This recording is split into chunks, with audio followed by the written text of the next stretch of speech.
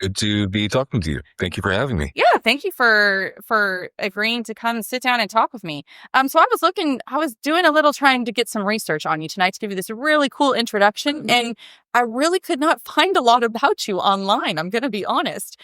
All I could Sure. really find was that, you're an actor, narrator, voiceover artist, and occasionally a musician. Is that correct? What is correct is that I felt like I needed a third thing for that sentence.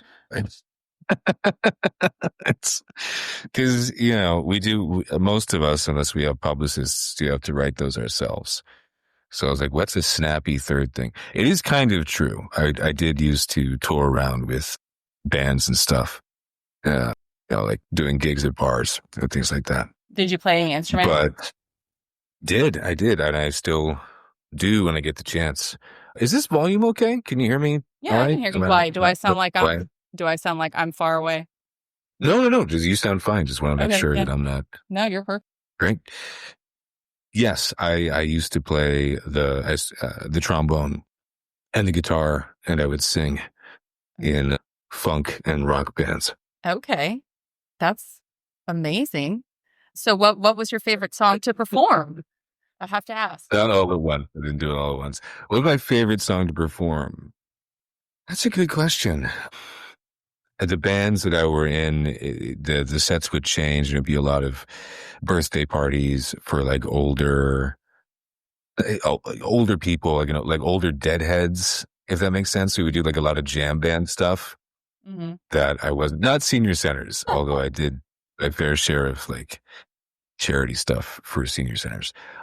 So it wasn't really a ton of stuff that I liked, to be honest with you. I think that we did like one cover of a Frank Zappa song that they had me sing because I could kind of sound like Frank Zappa and our regular singer couldn't.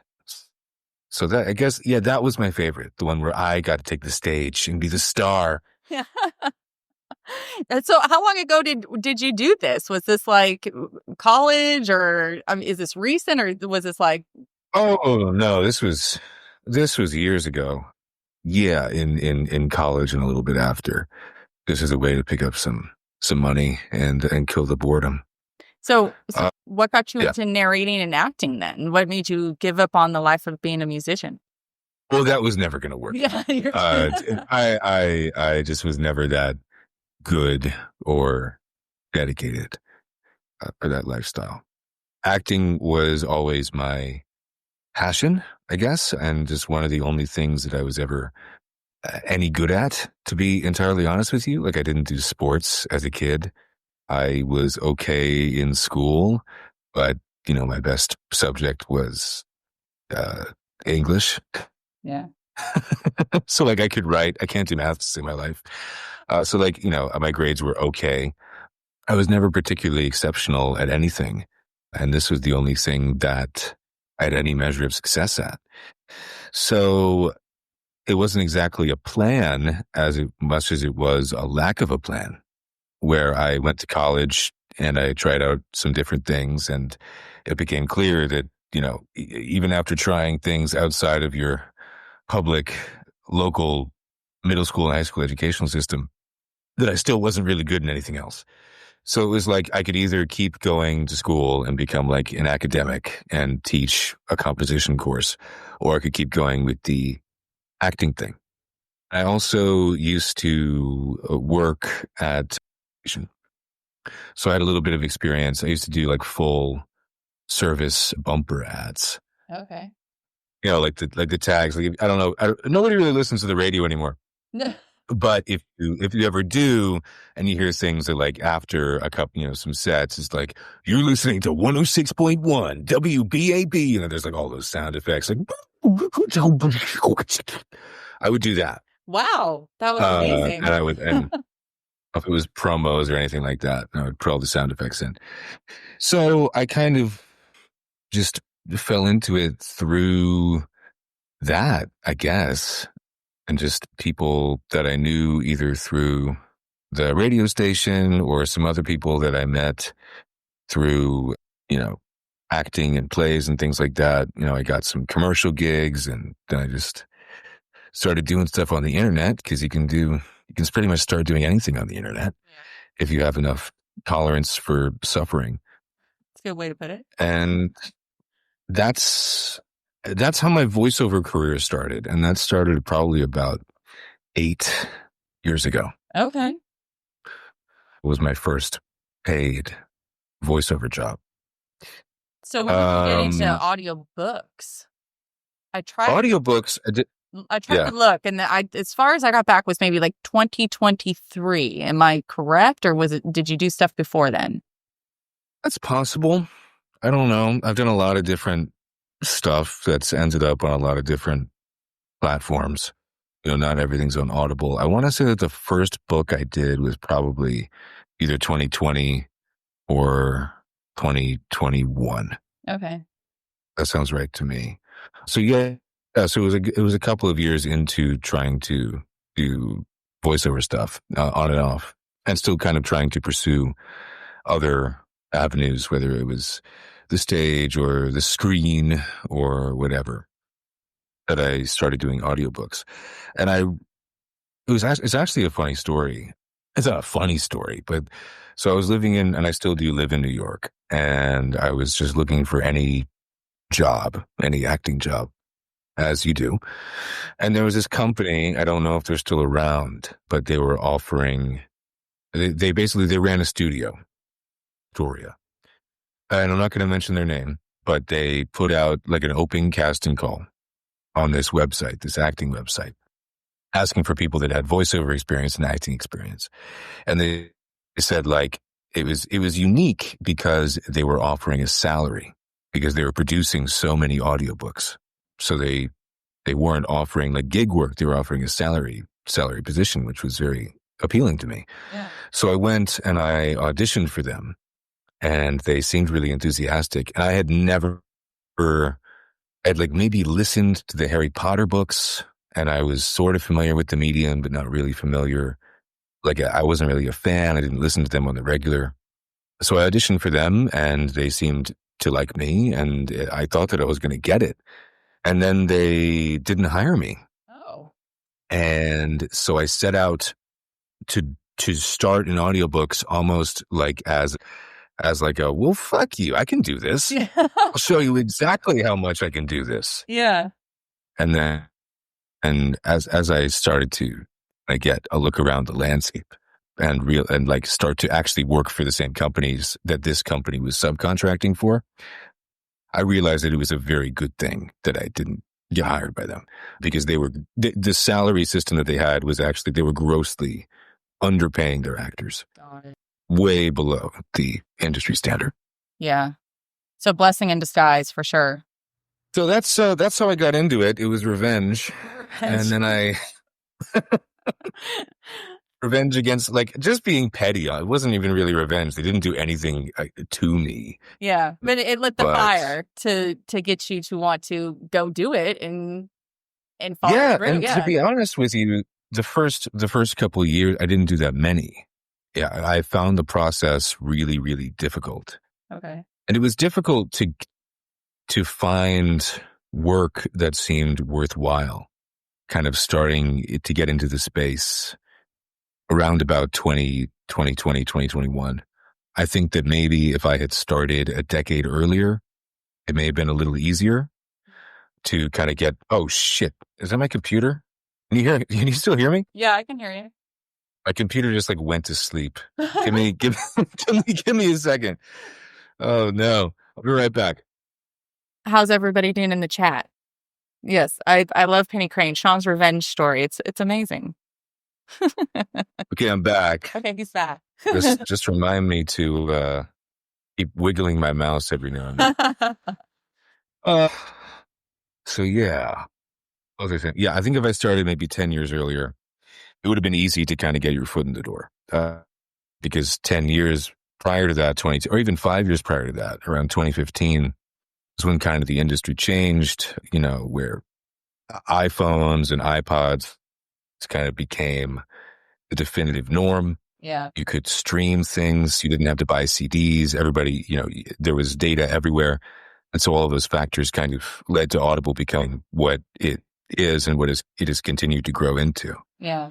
So that's when the influx of work really started. And that's when you really see people doing this full time in the way that they're doing now. Yeah. It really hasn't been that long. So, but by the time that I came around, maybe 5 or 6 years after that, there was just a lot of crap. Just like a lot of shit that it felt like people were writing, like, not as a scam necessarily, but like as a grift. Like just, now of course, you have things that people are writing with AI, or ChatGPT or whatever. But these were just like fully copy pasted things from like Wikipedia articles, scrapped together all of this stuff and put it into a book. And it would be like, how to start a business in 10 days, or how to fix your relationship with your child who hates you, or whatever, just like stuff that was really, really, no effort went into it. And then they would just pay someone to do the audiobook because they wanted to do that. They wanted to make money. So that was like the way you could get a start if you had nothing to your name. Oh, I see. So I didn't love doing that. Yeah. It wasn't my favorite gig, but it was, it was a learning experience. And then the romance thing, I guess, did kind of take off around 2023, 2024 in the past year. I couldn't tell you why. I couldn't tell you why did it take me so long? Yeah. I think it just was fate and the stars and timing. Yeah. And it just worked out, and I was able to catch some momentum. And I'm very, very grateful to people like yourself who have allowed me to interpret their stories, and people like everybody in the audience who has listened to me over and over again, more than I deserve, because it just hasn't really stopped. Yeah. I want to say I'm overwhelmed, but I am very, very, I am busier than I probably ever anticipated being. Well, that's good. As an artist. Yeah. So then definitely, I mean, I would assume, but this is your full-time gig then. You wake up morning, narrate all day long, and I'm sure your schedule's full. Where are you booking out into? Months in advance? Next year? Yeah. Yes and no. Yes and no. Like I said, it took me a while to kind of get into the swing of this, I think. But once I found something that I really loved about it, I didn't really want to stop. Because I think that I find it to be a very fulfilling experience to be able to connect with the characters and interpret stories this way. So I just, right now I'm in a mode where I want to work as much as I possibly can, much to the annoyance of everyone else in my life who wants to spend time with me.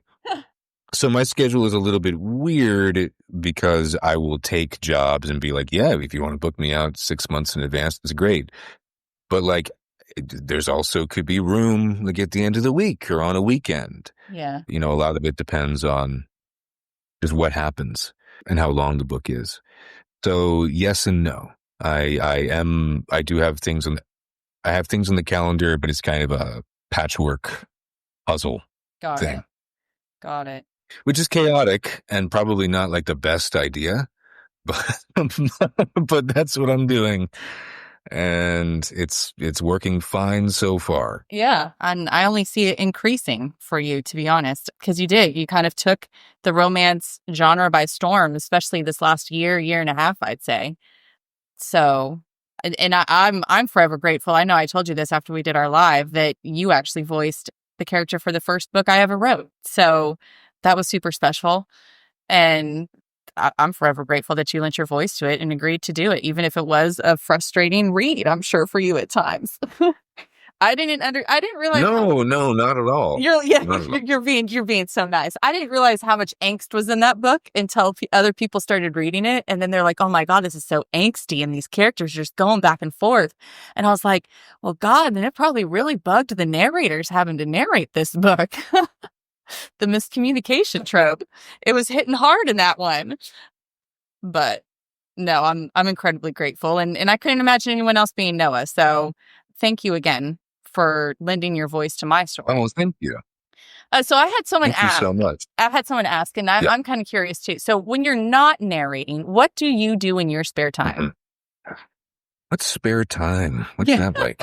No, I've just been, the last couple of weeks have been crazy. I just moved, and it's, when you are a voiceover artist who works from home, moving takes on a whole other dimension of frustration. I bet. Because you have a whole other thing to take into consideration. But what do I do in my spare time? I read other books, to kind of just keep the palate cleansed and keep the imagination fertile.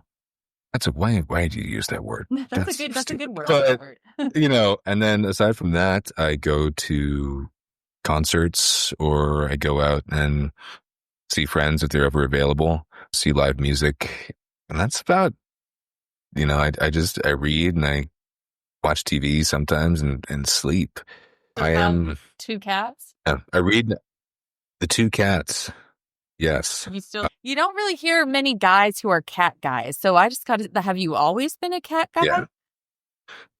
No, I haven't. I actually am allergic to cats. You're allergic to cats, but you have 2 cats. Yes. Well, okay. I know there isn't a whole lot of public information about me on there, but I mean, should there be? No, there shouldn't. No. How much do I want people to know? But you're making me realize that I might want to update that bio. Because I was like, because the thing with the cats was I don't have them anymore. I do like cats and I want to get another cat. But so yes, I'm allergic to cats, but I do like them. I've had them on my own. I've had them with partners.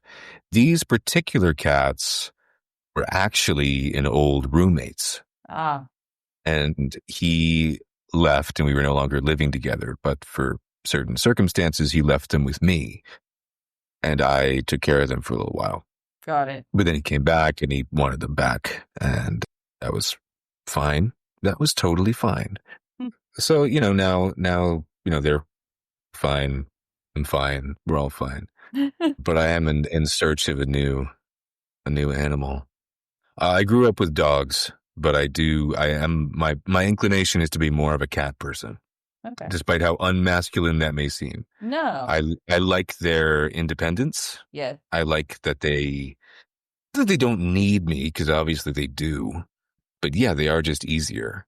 And I like that they don't have to be at the front of my mind, because dogs are nice, but they can really, really, especially, I lived with a dog for a little while I was trying to do voiceover stuff, and they can just, when they bark, it's brutal. Oh yeah. So do you have a studio in your own apartment, or do you have to go to a studio when you record? Yeah, I do have it's a little different now. Part of my move is that I decided I didn't want to work in my home anymore, but I do own all of this equipment. So I found an office space that I thought would kind of be a healthy separation between work and life. So now I just kind of have my home studio set up just in a building that's also has accountants' offices in it. That's just like I walk to every day. But I have also, I've done some stuff, Audible Studios in New Jersey, and there are lots of other studios in the city that sometimes I just have to go to regardless of what happens, because there's a lot of different factors. I feel bad for my colleagues who live in other places where maybe this is less accessible, because sometimes construction is just happening next to you. Yeah. And there's nothing you can do. You can't be like, stop, go do this somewhere else. So your choices then are to either become nocturnal. Yeah. And work only at night, or do what I do sometimes, which is go find another place to work in the city and just give them money and be like, I need to get away for a bit. Mm-hmm. So that's what I do. All right.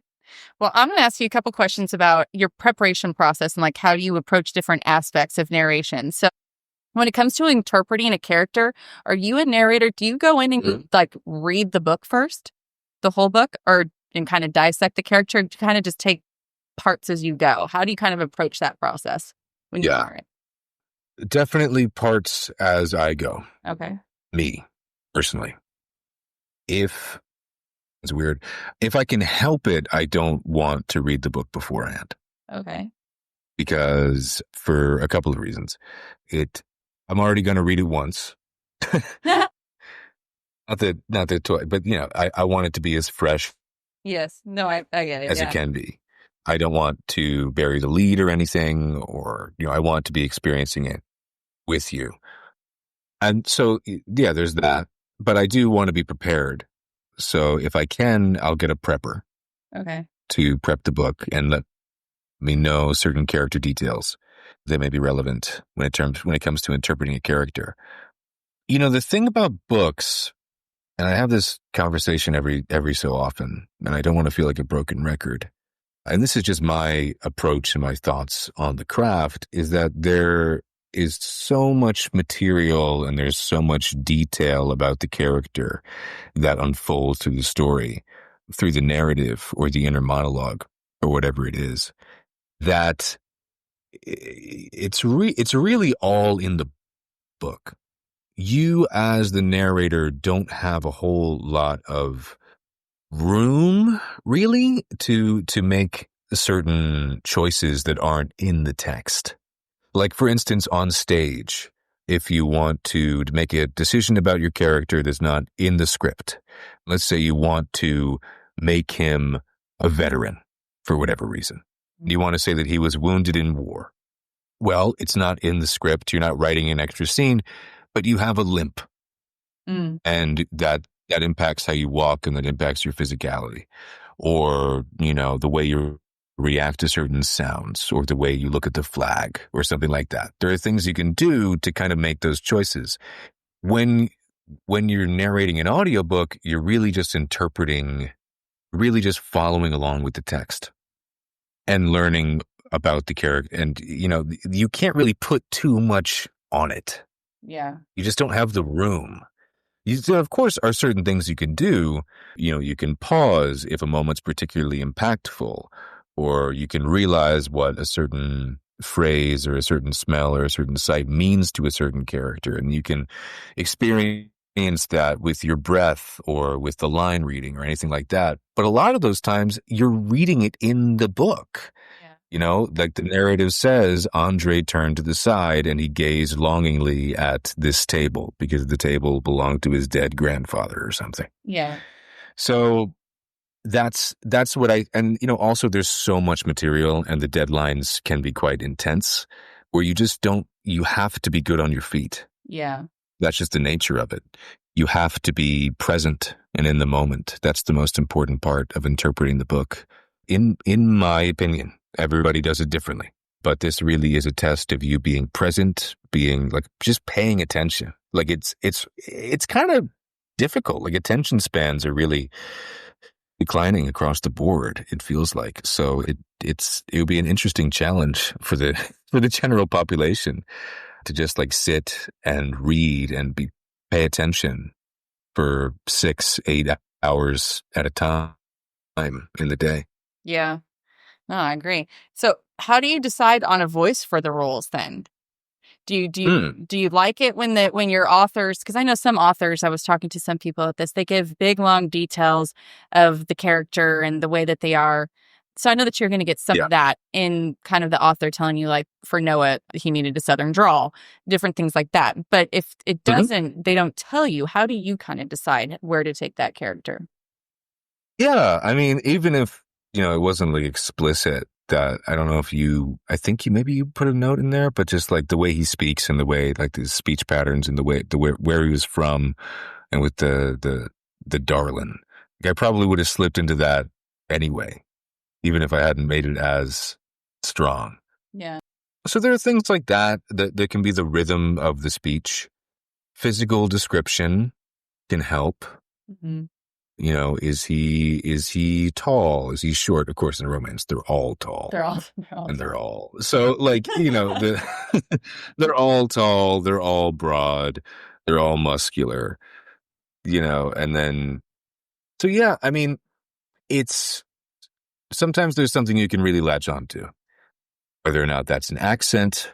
They're from New York, or they're from Ireland, or they're from England, or they're from Kentucky, or whatever it is, or whether that's something that's actually in the text. They have a gravelly voice, they have a light voice, they have a lyrical voice, they have a breathy voice. Age, are they young? Are they old? Occupation. You have a lot of characters where it's one line for a security guard, and you just have to give it clarity. And it also depends on the genre. Yeah.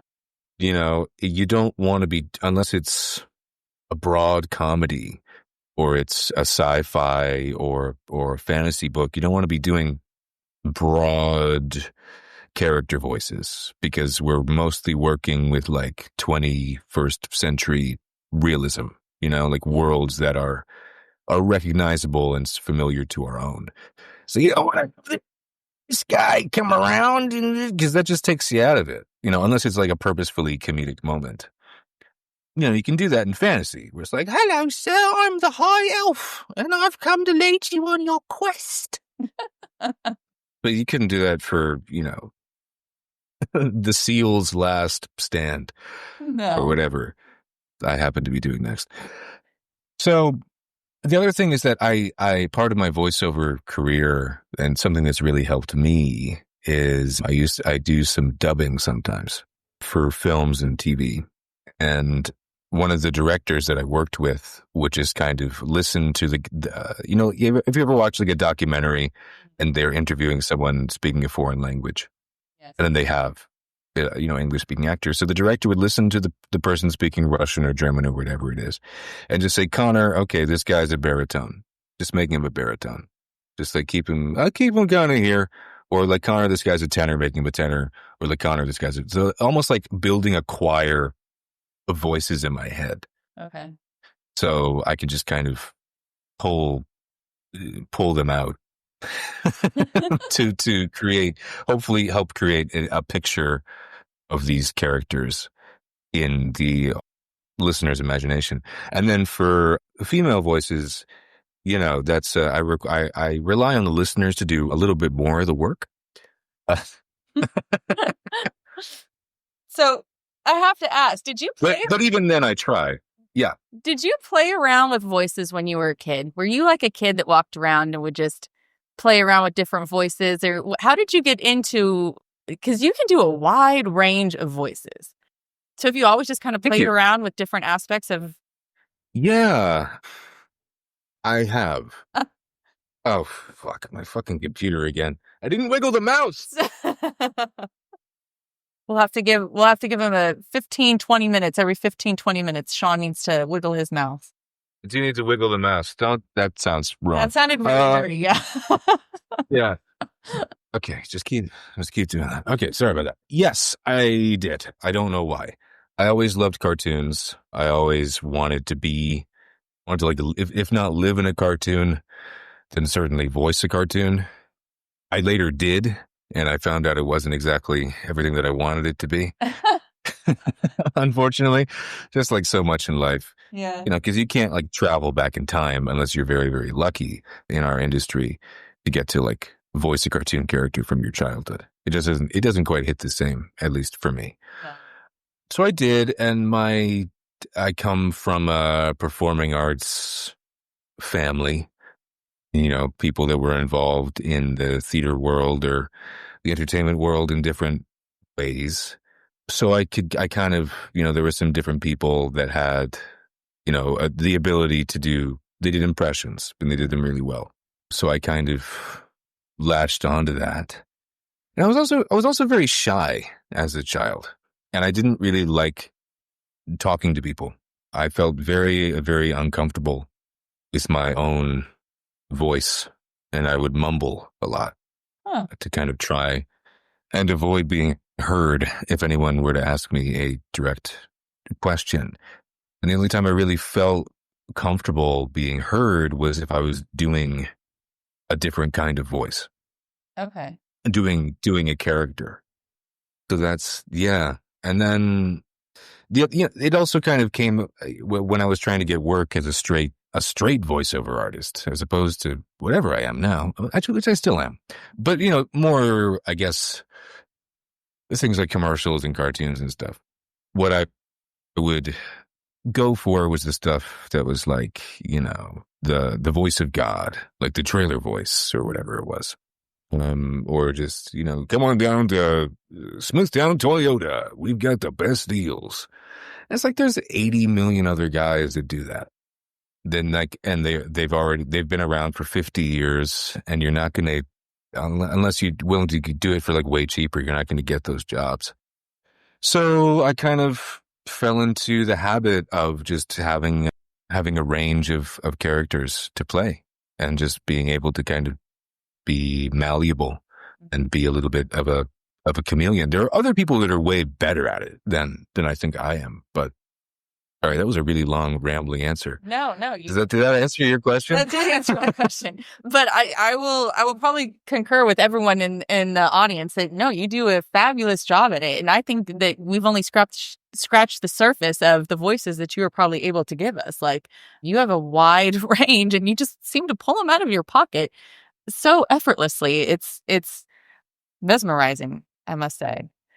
Well, thank you. I appreciate that. Yeah. I mean, the other thing is that like it was a tough thing to get used to, not like creating a unique voice for every single side character, for audiobooks. It was something that I couldn't quite get my head around, because I think I was thinking of them kind of like a cartoon. And I wasn't really thinking about like, well, no, it's like you have to find the right tone. Yeah. If that makes sense. So it's like something that you have to adjust to, where like, as long as it's clear, like, yeah, they're all gonna kind of sound like you, because that's kind of part of the experience of having someone tell you the story. Yeah. You can't sit there and like have the guy with 2 lines be like, no, he sounds too much like the other guy with 2 lines. Sorry if I'm giving anything away. No. Because otherwise you're gonna be there forever. And I'm sure if you're a Sean Masters connoisseur, you probably notice like certain voices like showing up again and again. You probably hear like, oh, this is a dad. I know this is Sean dad. Yeah. It's like, am I being lazy? I don't think so. I think of it more as a repertory company in my own head. And I bring out my own stock company of actors to play these roles for you. I would agree. Someone raised their hand? I don't know what that's about. I don't know. Marla raised her hand. Marla, did you have a question, or are you just saying, I think she might just be agreeing, or I'm not quite sure. We'll see. Here, she's typing. We'll see. And some audiobook narrators don't do voices, like, at all. Oh, I know. They just, yeah, and that's fine. Like, as long as the key thing is telling the story and being honest and being emotional and interpreting the story faithfully. And, that's the most important thing. Creating a satisfying experience for the listener as well. But it can be hilarious. It can be so funny. You have like, a 9-year-old girl, and you have like a 50-year-old man just being like, yes, Papa. I do not want to. I'm afraid of the water. I don't know how to swim. Oh, Lord. Yeah, no, I would agree. That would be quite comical. So I have a question for you. Let's see if you can answer this one. What is your favorite trope to narrate? I love them all. Of course you do. Yeah. Interest kind of coming at this from more or less an outsider's perspective and kind of learning the landscape as I go along. Like, I'm not even, I learn what the tropes are, like, as I'm narrating them. Yeah. So many. I'm like, oh, that's what this means. Yeah.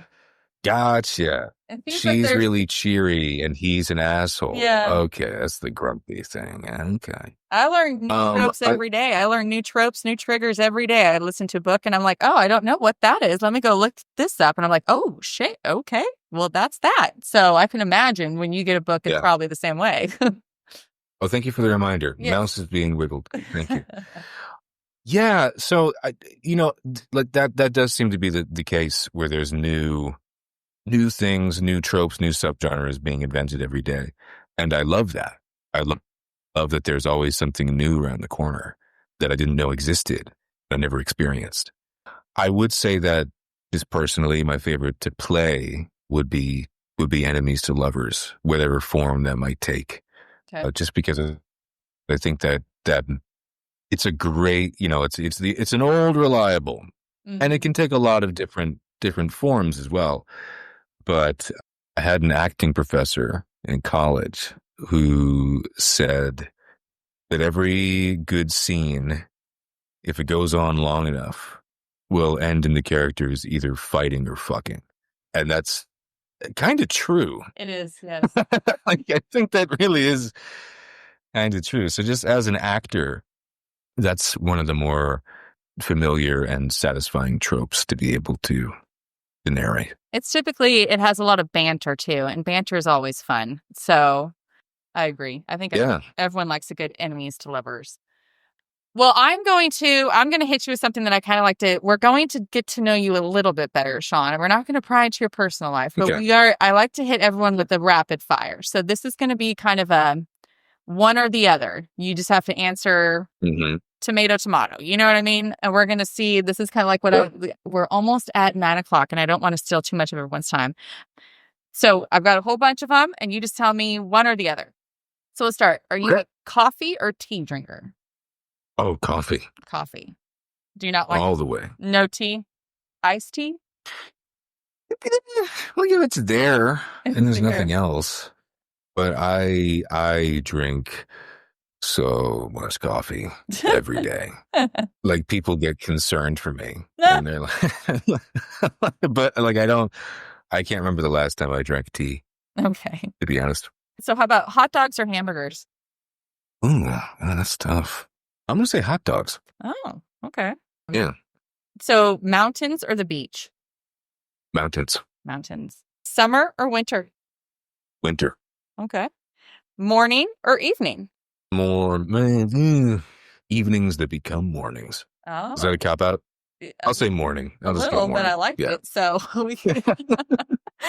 you kind of answered this one earlier. Cats or dogs? Cats? Cats. Okay. Yeah.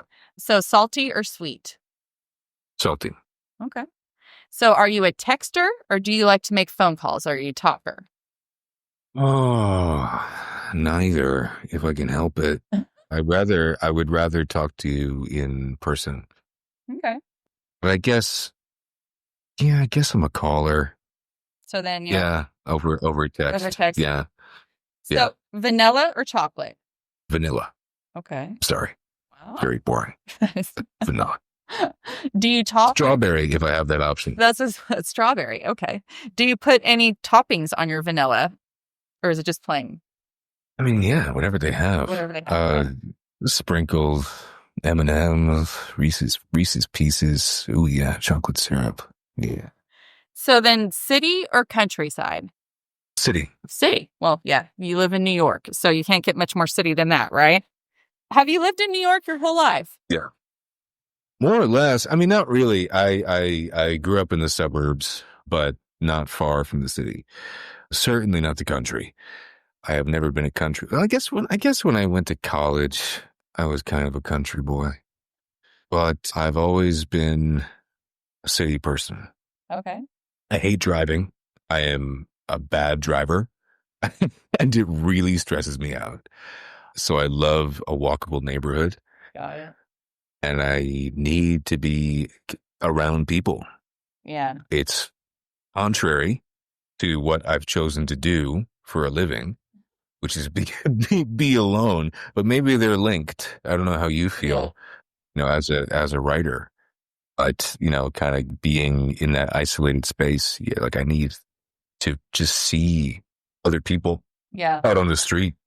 Yeah, you have to introvert hard for, what you do. So then, yeah, when you emerge from your cocoon of what you're doing, yeah, it's absolutely people around you. Otherwise, it's a very lonely life. So I would say I would Yeah. agree.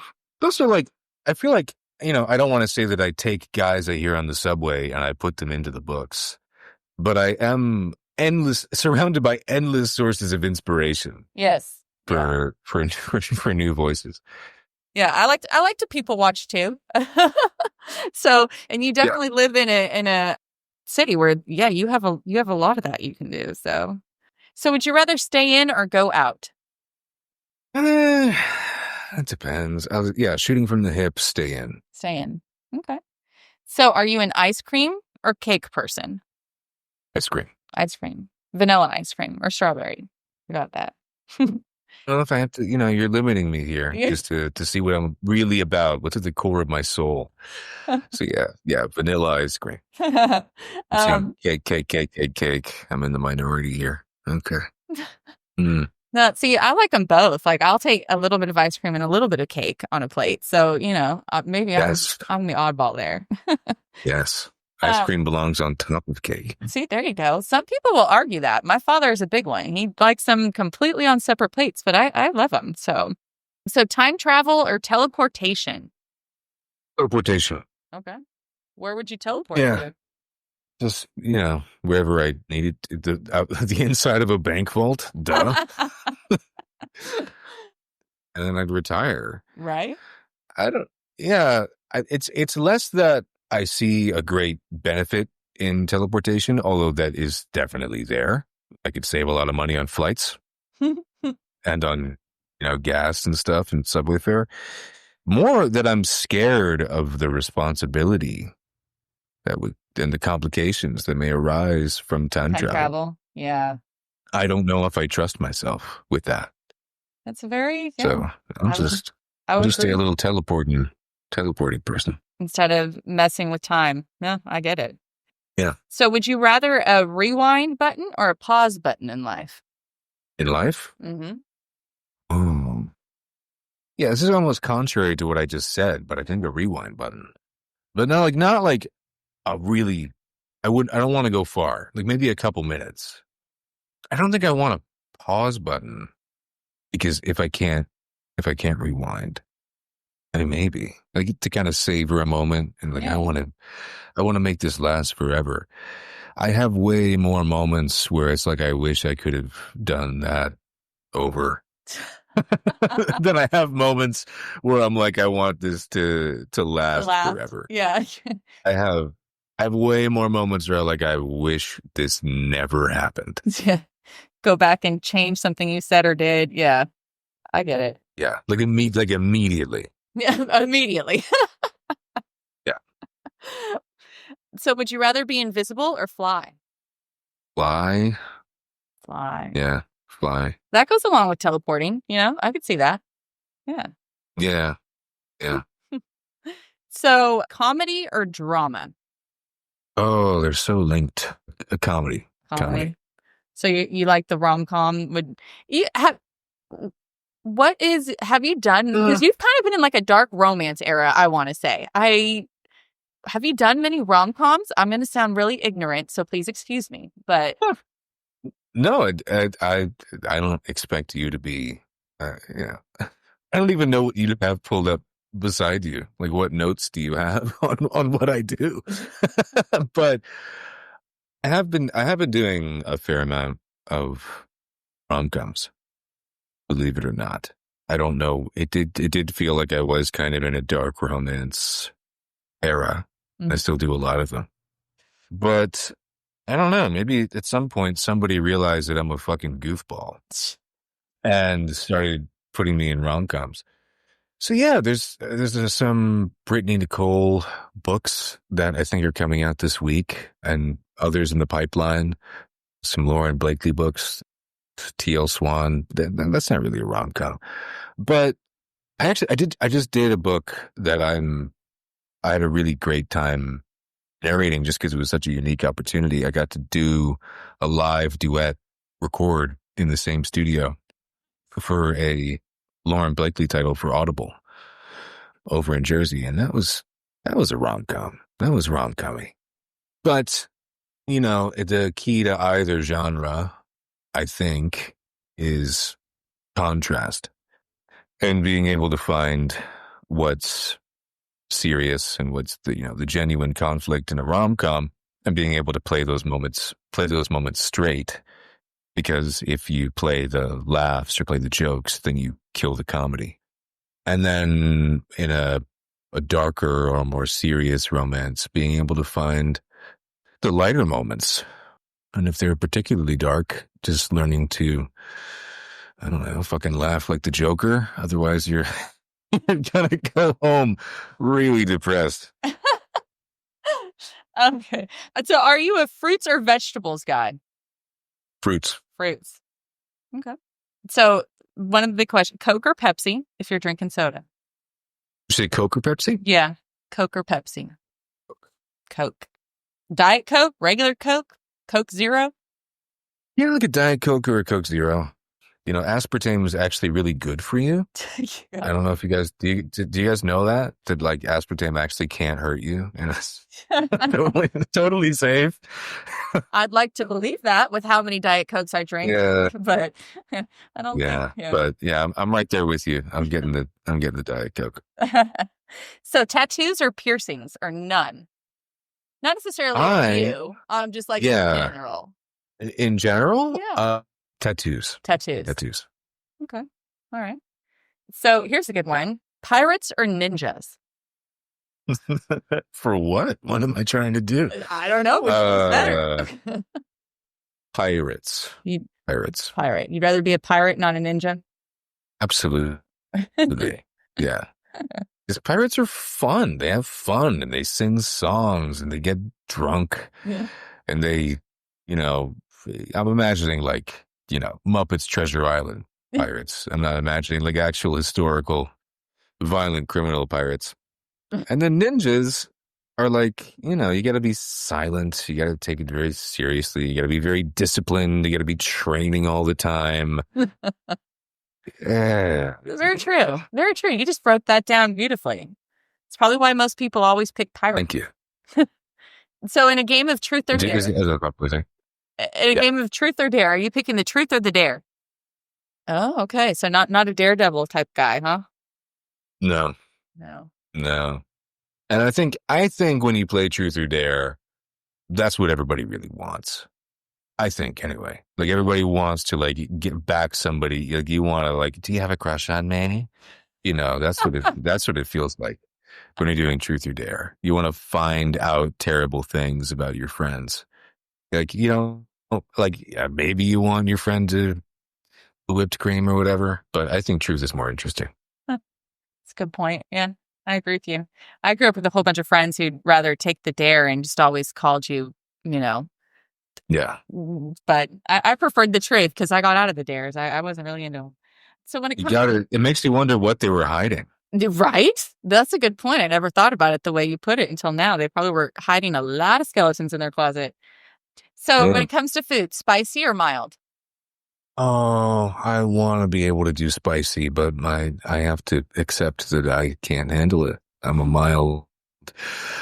a mild body, but I have a spicy soul. God, that's that perfect response right there. So that was kind of the end of my rapid fire. But before we go, would you say, looking into the future, what are any career goals or things that you hope to accomplish in your career moving forward? Yeah, I don't know. Just keep going at it the way you're going at it. You don't have any maybe certain book or genre or some role that maybe you might want to play one day? No. This entire, this part of my career has been totally unplanned. I had no plan. Haven't had the time to put together a plan. And which has made it really, really rewarding because everything feels like a surprise and a blessing. And it's, I'm just really, I love every minute of it that I get to work because I enjoy the work. I don't know. I don't know what would make me more professionally fulfilled or make me happy. Like I could say like an award or something, but I don't really think that would feed my soul. I'm very content. I want to say that whatever is coming next that I treasure the most will be something that I don't expect, that I don't count on, because that seems to be the theme. That's amazing. Being content where you are, that's a hard feat in life to accomplish just for anybody. So if you've achieved it, then Oh, I definitely haven't achieved it. No, no, no. I'm full of impatience and petty emotions, bitterness. Oh, so much bitterness. But in terms of my career, I just extremely lucky. Yeah. So, my goals, I guess, I feel like I've been lucky enough to do so much things that I never thought that I would do, things that I never knew that I wanted to do. So yeah, I don't have anything concrete All right. planned. Yeah. Just keep going at it and let the future unfold as it unfolds. That's beautiful. Yeah. I mean, pretty much unless which I don't know. I don't know what will happen in a month, in 2 months, in 3 months. Knock on wood. Everybody, wherever you are, if there's wood nearby, knock on it. But for the next year, at least, it seems like it'll be more of what you've come to expect. Yeah. I love it. Well, Which hopefully everybody enjoys. well, I know everyone. Hopefully everybody doesn't get sick of. No, I don't Yeah. think that's happening anytime soon. I think you are here to stay, and we're all very thankful for it. And I know you've been around for a long time, so it sounds very condescending me even saying it that way. That's not the way I meant it. That came out really wrong. But I love your work. I know they all love your work, and we can't wait to hear more of it. Yeah, no, I mean, not condescending at all. Well, I am very grateful to everybody that's given me a chance and been like, who's this asshole? I don't know him. I haven't seen him, at the Audio Awards or whatever the fuck. well, I'm rooting for you to one day win an Audie, and I believe that's going to happen. So, because you're an amazing voice actor. Oh, thank you. Yeah.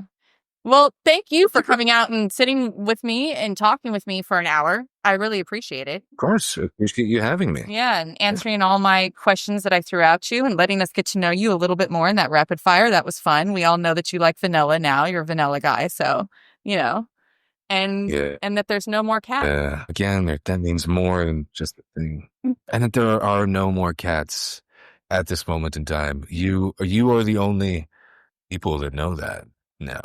Everybody who is trying to engage me professionally over the internet is under the impression that I own 2 cats, and I'm lying to them. You're the- I have lied to major publishers, casting directors, everybody. I'm a liar. But there is a cat in your future because you said so it won't be a lie for long. Yeah.